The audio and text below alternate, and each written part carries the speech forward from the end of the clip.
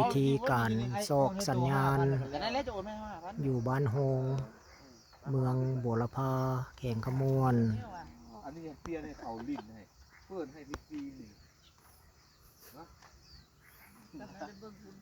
งับจอแล้วลงเลยงับดับจอแล้วลงเลยมันถึงแบตบุกคนเข้มนะเด้งดับจอแล้วละบ่รับอันนี้ก็ยังมาเฮ็ดอันนี้ให้อีกเลย กำลังเอาโทรศัพท์ขึ้นจับสัญญาณ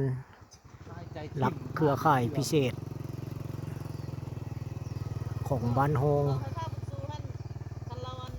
เติมเงินใส่แล้วเอาของเราขึ้นแล้วของกันลงแล้ว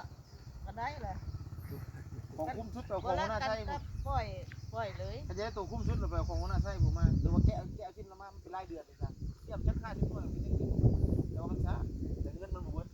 มันเดือนนึงผมกินเยอะตั้งเบอร์รายเดือนก็เขาก็บอกตั้งด้วยนี่ก็ทำตั้ง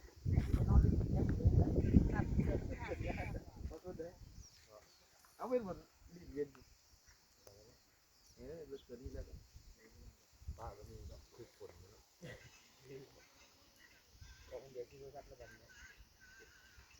จะบ้านเดียวนี่นะบ้านมันจะมีบ้านอะไรเป็นแบบแห้งๆเลย